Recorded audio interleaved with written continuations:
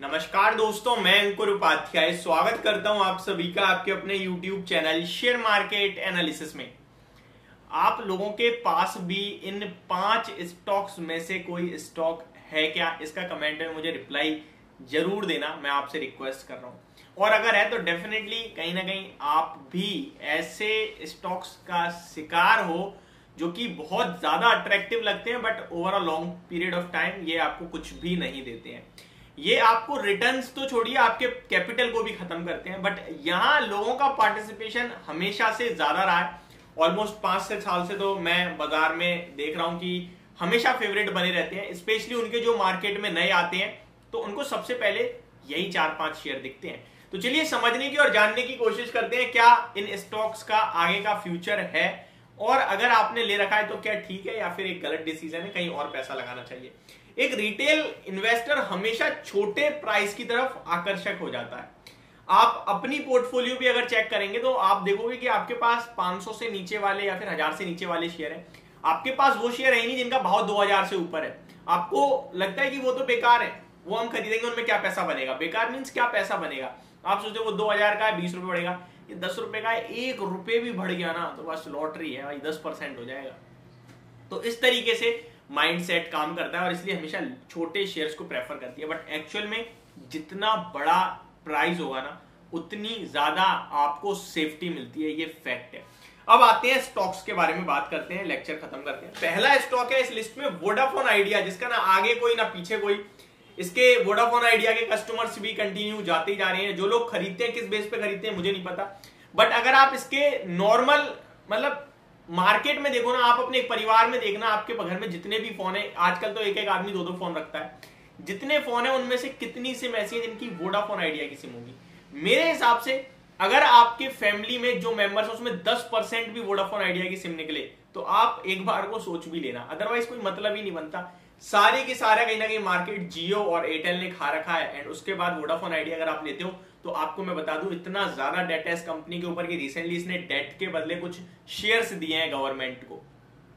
ठीक है, उसके बावजूद भी स्टॉक गिरता ही जा रहा है। वोडाफोन आइडिया के स्टॉक की बारे में बात कर ले तो यहाँ स्टॉक में आपने गिरावट जो है लंबे समय में बात करूं तो काफी बड़ी देखी है। अभी स्टॉक 6 रुपए के नीचे निकलता हुआ दिखाई है। फ्राइडे कल के सेशन में 5.8 के लेवल्स पे आ गया है। 1 साल के रिटर्न्स की बात करें तो टॉप से लगभग आधा रह गया है। 10 रुपए का था, वही सोच के लगाया सबने, 10 का 12 हो जाएगा, 11 हो जाएगा, 10 का 5 हो गया।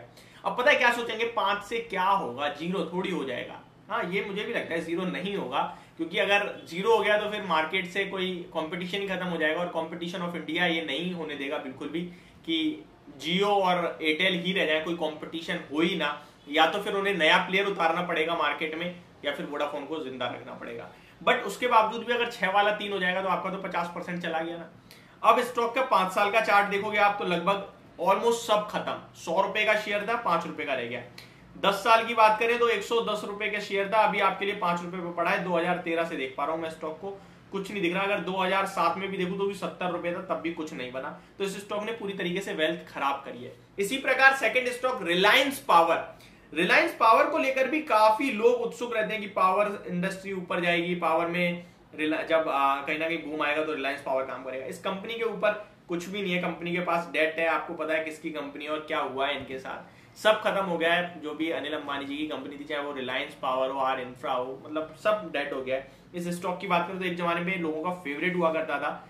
250-300 रुपए का शेयर था 2008 में, आज 10 रुपए का रह गया है। अभी 2-3 साल पहले लगभग 12-13 रुपए का था। 6 महीने पहले भी 24 रुपए पे गया था, आज फिर 9 रुपए पे रह गया है। तो बीच बीच में आपको जंप दिखाते हैं जहां आपको मोटिवेट करते हैं कि भाई ले लो, पैसा बन जाएगा, और फिर अचानक ट्रैप कर लेते हैं। तो इस तरीके के स्टॉक्स में केवल ऑपरेटर बैठा है, कोई पैसा नहीं बनाता। ऑपरेटर्स को छोड़ के तो आप इनको बिल्कुल अवॉइड ही करें, वो बेटर होगा।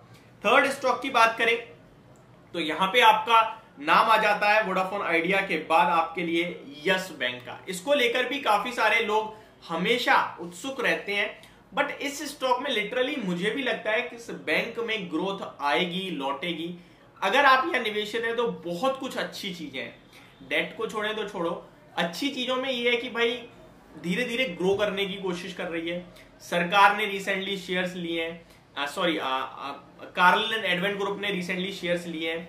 जो भाव पे बिकवाली हो रही है वो मतलब सारी बैंकों ने जो खरीद रखा है इसे, अभी जिस भाव पे चल रहा है वहीं almost Carlin and advent group ने लिया है, तो इसमें ज्यादा कुछ प्रेशर नहीं है, इस भाव पे अच्छा लगता है। रिसेंटली 25 रुपए का ही लगा है, तो ये डेफिनेटली कैंडिडेट है जो शायद आपके पैसे को बढ़ा सकता है। बट वोडाफोन आइडिया, जो भी मैंने रिलायंस पावर की बात करी, ये मुझे किसी कीमत पे नहीं लगता कि पैसा बनाएंगे। चलिए नेक्स्ट स्टॉक की तरफ चलते हैं। यस बैंक पे फिर भी थोड़ा व्यू पॉजिटिव रख सकते हैं आप। नेक्स्ट है सुजलॉन एनर्जी। ये स्टॉक में भी कुछ भी नहीं है, सब खत्म हो चुका है, इसका भी बिल्कुल डेड है। कभी कोई एक्वायर करने की खबर आ जाती है तो फिर बढ़ जाता है थोड़ा बहुत, बीच बीच में नीचे 6 आ जाता है, फिर 12 जाता है, तो जो 6 से 12 की जर्नी होती है उसमें बहुत सारे लोग फंसते हैं, फिर 12 से धीरे धीरे 6 तक आता है, सब बेचते हैं, लॉस बुक करते हैं, फिर 6 से 12 हो जाता है और फिर से नुकसान हो जाता है। तो इस स्टॉक में भी कुछ नहीं बना के दिया। एक साल की बात करें तो ऑलमोस्ट 24-25% नेगेटिव है, 2 साल में हल्का पॉजिटिव है, हल्का नहीं इनफैक्ट 60% है, बट 5 साल की बात करें तो 34% नेगेटिव है। यानी स्टॉक वहीं के वहीं घूमता रहता है, नीचे चला जाता है, फिर ऊपर जाता है, फिर नीचे चला जाता है। अब लंबे समय की बात करें तो ये स्टॉक एक समय पे 400 रुपए का था, यहाँ से पूरा खत्म हो गया है। इसी कड़ी में जो आखिरी स्टॉक है वो है आलोक इंडस्ट्रीज। काफी सारे लोग इस स्टॉक पे भी पैसा लगाते हैं और ये सोचते हैं कि रिलायंस ने एक्वायर करा है तो बढ़ेगा, कुछ भी नहीं बदलता। देखिए, कंपनी अपने कारोबार अगर विस्तार करेगी, कंपनी अपने कारोबार में प्रॉफिट करेगी तभी आएगा, अदरवाइज कुछ नहीं आएगा। तो मैं इन सारे स्टॉक्स में से यस बैंक को लेकर तब भी थोड़ा सा पॉजिटिव हूं, अदरवाइज बाकी के 4 तो मुझे बहुत खराब लगते हैं। अगर आपका भी निवेश है तो प्लीज कमेंट बता देना करके कि कौन सा है, क्या व्यू है आपका, बट मुझे लगता है इन स्टॉक्स में निवेश नहीं करना चाहिए। तो यदि मेरी तरफ से वीडियो, होप आपको समझ और पसंद दोनों आई होगी। Thank you so much for watching this video, have a great day guys.